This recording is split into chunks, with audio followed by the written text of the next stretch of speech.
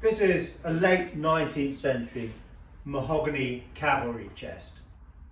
So named because the cavalry regiment was a smarter regiment, and so a smarter chest would befit an officer from a cavalry regiment. Most cavalry chests that we've had in the past have been made by the Army and Navy store. Not this one. We had one other, which was Hill and Millard. This one's got a different name to it, but it's not the maker, and we'll come on to that in a minute. So we can see it's a cavalry chest from this short drawer in the middle. This is our secretaire drawer, and it pulls out. Now this cavalry chest has got a number of differences to it. First of all, you've got drawer handles to the side, not for carrying, but just to help you lift it so you can get your fingers underneath and slide it into its pattern cases, which is why it's flush. Most cavalry chests don't have the handles to the side, they're plain.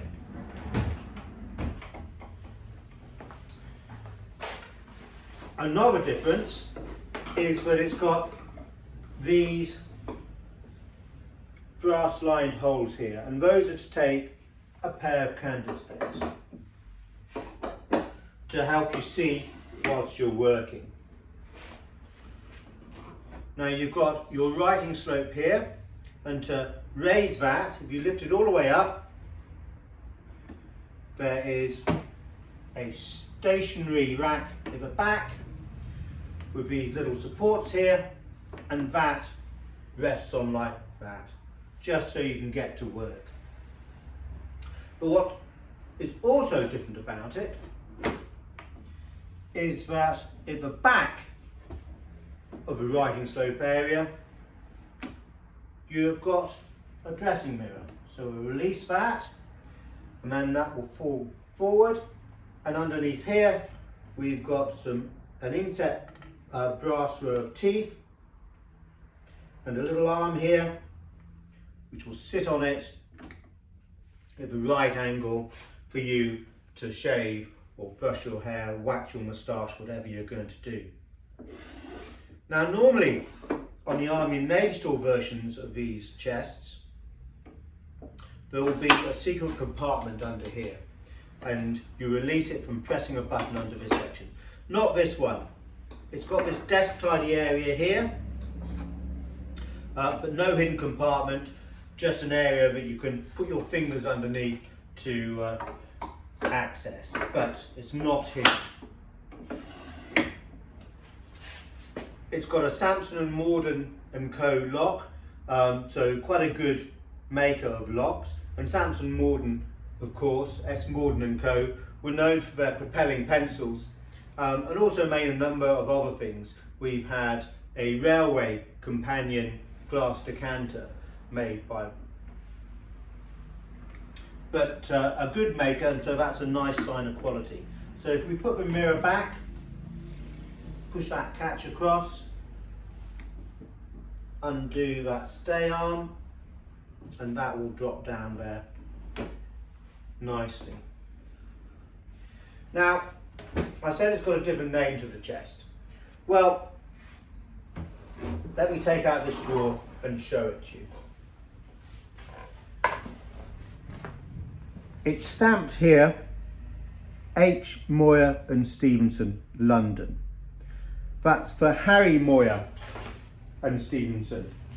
And they weren't the makers of this chest, but they probably sold it for its second time. Harry Mawer set up in business in the 1870s, and in the 1880s Stephenson joined the business and they expanded. And essentially they filled a middle area of the market. They were second-hand furniture dealers, but also antique dealers. So they would buy all sorts of different house furnishings, not just campaign furniture, although we have seen 3 or 4 pieces that were stamped by them. They would buy second-hand furniture, they would tidy them up in their workshop and stamp their name on it. So the original maker of this we don't know. It was probably bought by an army officer, and when he retired, sold to H. Mawer and Stephenson. So they're quite an interesting company. You can read more about them under the makers section of our website. And probably when they bought this chest, they gave it a bit of a tidy up in their workshop. And if you look closely, you can see that there's a strip along here that has been tidied up, replaced, and that's probably come from the Batman getting the officers' uniforms out of the chest, being a bit of a rush, slamming the drawers shut, it catching at the bottom, and eventually over time doing that enough, a split appeared. So H. Mawer and Stephenson probably tidied that up when they prepared it for resale. And that's happened on a couple of different drawers. So we can see it here as well, and also at the bottom. Now, to date this chest, we know that it's probably got to be between 1882 and 1912 going on H. Mawer and Stephenson's dates. But we can actually get it a little bit more accurate than that as to when it was first made, because although the main lock is stamped S. Morden & Co., a lot of the other locks, well in fact all of them, are stamped VR.